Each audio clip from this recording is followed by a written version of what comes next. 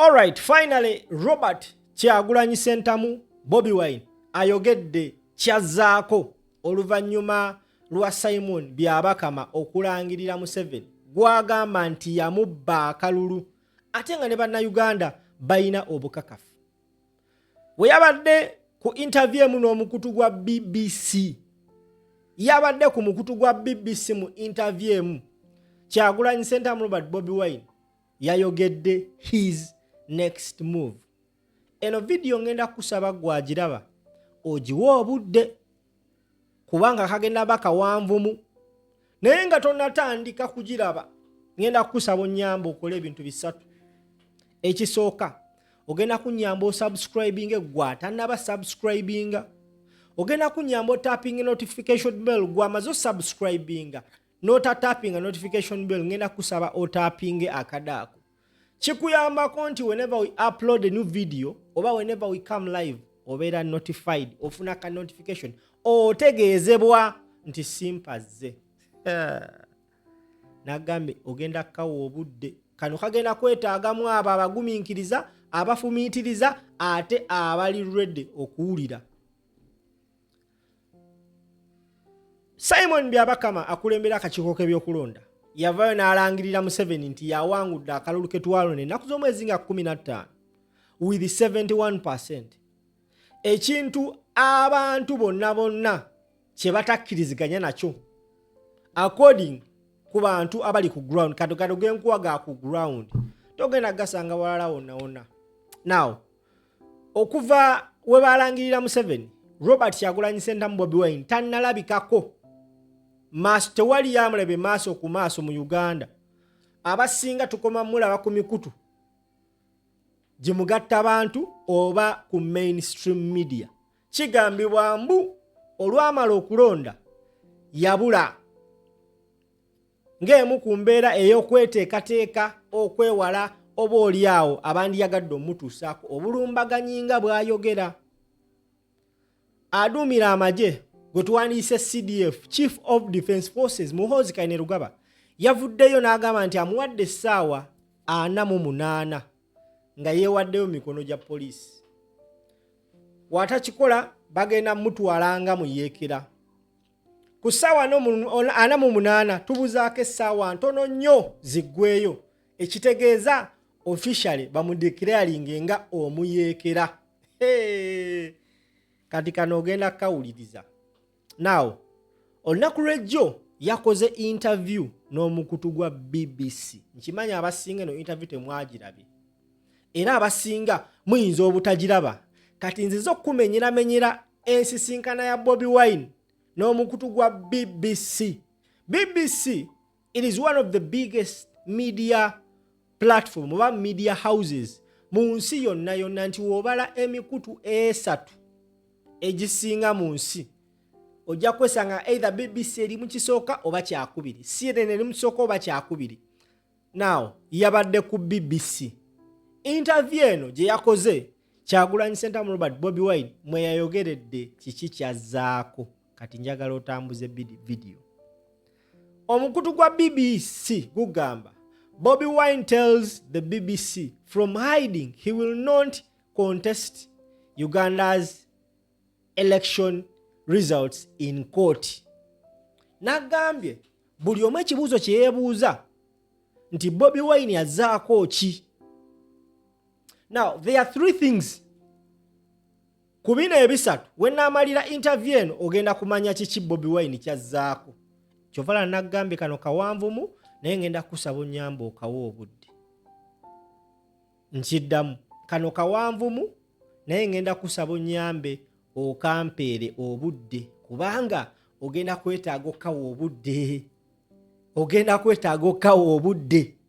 Now ebintu bisatu Munnayuganda byasuubira ku Bobi Wine nti agenda kukola ekimu ku byo. Ekisooka Bobi Wine okwesonyiwa Museveni n'amugamba nti amutadde aleke afuge tagenda kuddamu mwesimbako avudde mu byobufuzi. Ekyo kye kisooka. Ate kyensuubira nti kyatasobola kukola ku Bobi Wine gwe mmanyi. Ekyo tukirulize out mu bisatu tusigazza bibiri. Ekyokubiri kya Bobi Wine kugenda mu kkooti achallenginge Museveni, of which mu interview ne BBC yagambye he will not contest Uganda's election results in court. Ekyo nakyo tukijjeewo. Tambuza video nkubulira ekyokusatu. Ekisembayo nagambye ebintu bisatu byalina bannayuganda bye bamusuubira okukola. Ekisooka kyakwesonyiwa byabufuzi, aleke Museveni afuge, abiveemu adde mu bibye. Kyatasobola kukola. Kuba ne wana nakikola, bannayuganda tugenda mulyamu amaaso. There is nothing we want like Bobi Wine leading the struggle at the moment. Ekyo tukijjeewo. Ekyokubiri, kugenda mu kkooti kyatasobola because mu kalulu ka 2021 Robert Kyagulanyi Ssentamu Bobi Wine yalagira bannamateeka be bagende mu kkooti. Ne bagenda mu kkooti ne batandika olaba nga abasajja batandise okufutyanka omusango mu kkooti n'agugjayo n'agukwasa ekkooti y'abantu. From day one Bobi Wine abadde atambuza slogan y'amaanyi g'abantu, people power. Yagamba amaanyi ge gali mu bantu. Era yajjayo omusango mu kkooti ng'amaze okulaba nti Owinyi Dollo ne banne bakukuta ne Museveni, n'agamba abantu tebagenda kusala musango gw'amazima na bwenkanya, n'agugjayo omusango. Now, emu ku nsonga lwaki tasobola kudda mu kkooti, Museveni compromised the courts. That is point number one. Ate nga teyeetaaga ku point endala. Abala bajja kugamba nti talina balooya, simanya ba Elias Lukwago tebasobola kati kudda misango egyo, simanya ba Sseggona, simanya baani. No and a big no.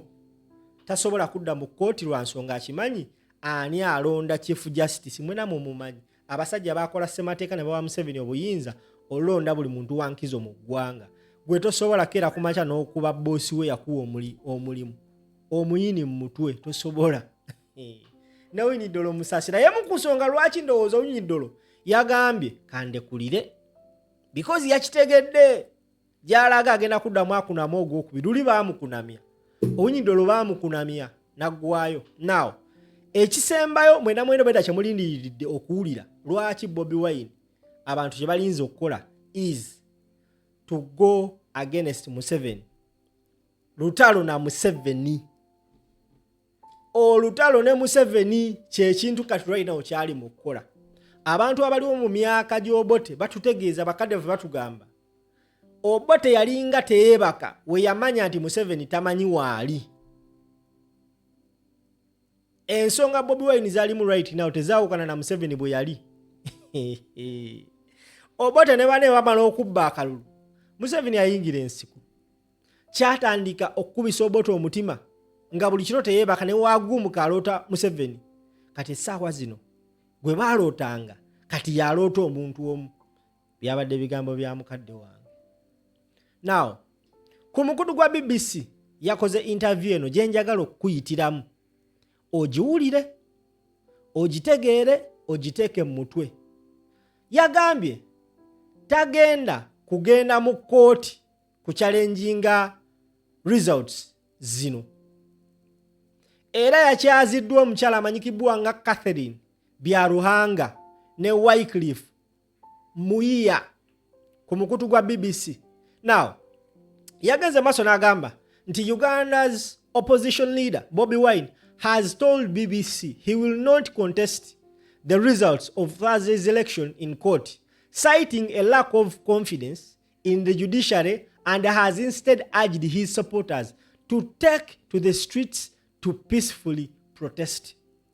Speaking to the BBC from hiding, he said he would continue to stand up to President Museveni despite concerns for his safety.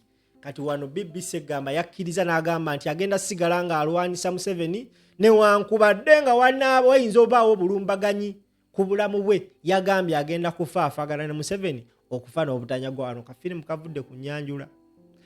The judiciary in Uganda is captured and we encourage Ugandans to use any legal means to fight back and protect their democracy. The 43-year-old former pop star said Museveni, 81, won the vote by a landslide and has accused the opposition of seeking to overturn the result through violence, calling them terrorists. Imagine era bannaye kyovala Kyagulanyi mugezi nnyo. Interview eno omukazi yagambye Museveni ayina ow'emyaka 2 yawangudde akalulu kaneeno ne landslides. Imagine. Tugende maaso muwulirize. He gained 72 of the vote while Wine his closest challenger got 25. Bo batambulira ku max y'abakama sigenda kubanenya be babawadde. Naye ng'ensi ekimanyi si bye bituufu. N'agenda maaso n'agamba Wine, whose real name is Robert Kyagulanyi, maintains the results are fake and has cited ballot stuffing without proving any details. Now, I want to teach. Njagala kusomesa abasajja bano, abakazi bano, aba BBC.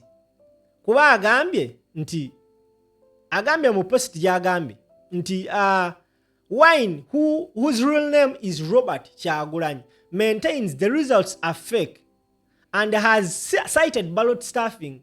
Yabagambye results zebatuwadde 72% ziri fake. Era wabaddewo okubba akalulu kyayise ballot stuffing ne bamugamba without providing any details. Now, let me help BBC and provide you details of ballot stuffing that happened olunaku lwe twalonze. My dear BBC guys, this is what happened on the day Uganda went to polls. Abasajja balabibwa mu katambi. They were seen in a video ticking. That is what they call ballot stuffing. Newankubadde BBC ebadde yeebuzaabuza nti Bobi Wine teyabalaze evidence. Now, this is the evidence showing these criminals ticking. This is in the public domain. You don't need someone to give you this evidence. BBC should act professional. You don't need to be given this evidence. It is there in the public domain. Check. Tugenze maaso manyi kati nange nafuusa omusomesa agenda osomesa ate bempita abasomesa. This is BBC, a credible news entity. Naye munne olabye yabadde mu interviewing Catherine Byalugaba. Ekyo nakyo si kyewuunya. Always wabeerawo embeera eyo. N'agamba during his interview, Wine also hit out at the security forces for not allowing food into his family home, where his wife and relatives are effectively under house arrest. He says he fled the house in suburb of the capital Kampala on Friday night during a raid by the security forces. Abapolisi baganya okkiriza abantu batwala emmere ye ewaka eya mkyala we ne ba family members. N'ategeeza nti yadduka mu nnyumba ye mu kiro kya Friday ekiro abapolisi bali bazze okwagala omukwata. Ne tugenda maaso mu interview n'agamba we reject those results because they are fake and they don't in any way reflect the voting pattern.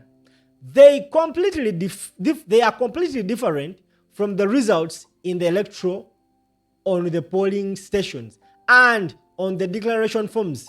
Wine told BBC, speaking from undisclosed location, yabategezeza buli kimu nti obululu basomye byabakame bwe yasomye bwabadde bufu si bwe buli ku DR forms ze bayina si bwe bwalondebwa ku polling station wabula bino yayogedde nga tewali asobola mmanya waali. Eno interview yabadde either on a phone call nga tewali amanyi waali because bagambe in undisclosed location.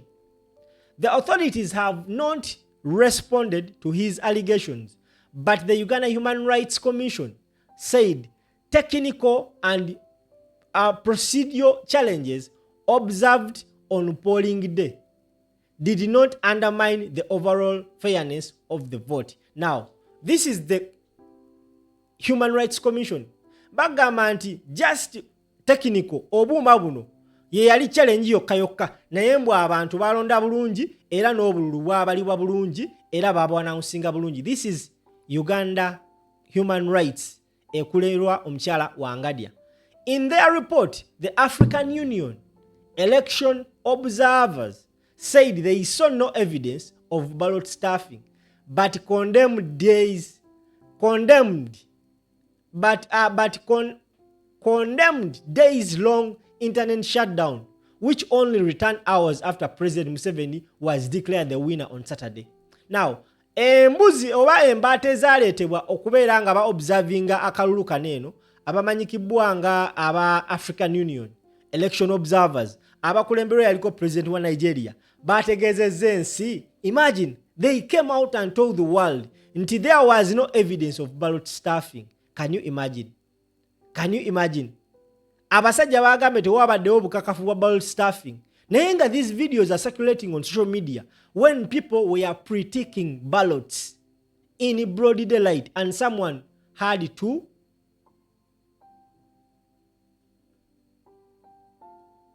Can you imagine? That is what happened. You can imagine. And the observers who came to observe the election said there was no evidence of ballot stuffing. After losing to Museveni in 2021, Wine challenged the results, but later withdrew the petition, citing what he called court bias and lack of impartiality. Wine, who has lost his presidential bid for a second time, also alleged there was an ongoing silent massacre as political activists were targeted in a crackdown. In a social media, he said more than 100 people had been killed in election violence without stating evidence. Era ne wano beekubye ngalike. They don't know that even people were massacred in one of the MP's home in Butambala. This is BBC I'm talking about. Sometimes BBC, please, you need to up your game. Yensonga lwaki CNN ekyali waggulu wamu. This is the reason as to why CNN is still on top of you guys, because you have people you give jobs that are incompetent, cannot make enough research. Now, this fool who interviewed Bobi Wine said in a social media post, he said more than 100 people had been killed in an election violence without stating evidence. What evidence do you need to see? Yet you guys have social media. I'm very much sure auntie, you came to do this interview. Mazokola interview eno ne Bobi Wine nga mumanyi already ekiri ku ground. So you just came only to clarify. Anyway, that is BBC for you. Era ne yabadde interview nga nozo mwamutegedde erinnya lye. More than 100 youths have been remanded in prisons on various charges linked to election-related incidents across Kampala. The Daily Monitor newspaper reported. Imagine sometimes Daily Monitor, ewandiika ebintu. In fact, you guys were supposed mubadde mulina ku referring ku Daily Monitor. Ne mumanya, if you tried to get this quote over this report from Daily Monitor newspaper, at least n'ekyabantu abattiddwa mwandibadde mukimanyiko. In a post on X on Monday, Uganda's Army Chief General Muhoozi Kainerugaba, who is also President Museveni's son and his potential successor, said the security forces had killed 22 opposition supporters during a poll-related violence. Now, what more evidence do you want BBC okumanya nti people were killed? Nga namwe mutaddeyo post nga akulembera amagye agambye nti bassa abantu 20. General Kainerugaba also threatened Wine, giving him exactly 48 hours to surrender himself to the police. If he doesn't, we will treat him as an outlaw rebel and handle him accordingly, he said. In a BBC interview, Wine said he fled his home after learning that security forces were planning to attack him. They jumped off my fence and cut off my electricity and surveillance camera. I saw it dangerous for me to stay around, said Wine, who has not been seen in the public for days. You have heard Museveni's son promising to harm me. He has promised to harm people and he has delivered to it. You have read his recent tweets. That why I have to be careful with myself, he said. Although the internet was restored later on Saturday, Wine said he was not able to reach his wife because of the signal jammers near his home. The police has denied raiding the opposition leader's home, saying the security deployed was to protect him as a presidential candidate. Wine went on to call for a peaceful change of regime, saying protests were constitutional rights. We encourage Ugandans to take over any constitutional means to fight back, he added. On Tuesday, Donald Muhwezi, a local police chief in Kampala, told local media that the police were not concerned about Wine's whereabouts as long as he is safe. In his victory speech on Sunday, Museveni said his election win showed the dominance of his party, the National Resistance Movement. Museveni first came to power as a rebel leader in 1986, but since then he has won 7 elections. Uganda has not witnessed a peaceful transfer of presidential power since independence. Now, this is the interview Robert Kyagulanyi and Bobi Wine had with at the BBC just a few hours ago. Eyagikoze bamuyita Catherine Byaruhanga and Wycliffe Muiya. Someone told me in my account to be recommended as a BBC correspondent why Uganda, you had to be recommended by someone, and that someone I know recommending bamuyita Andrew Mwenda. No wonder this woman had to ask such a question to Bobi Wine. Alinganga tamanyi kitambula mu ggwanga. So gwe wena abadde yeebuuza nti Bobi Wine asuubira kuzzaako ki, I strongly believe tagenda kujja kigamba maaso. Naye obanga obadde ogoberera video eno kuva gye yatandikidde, nkiwa otegedde lwaki oba kiki kyagenda okuzzaako.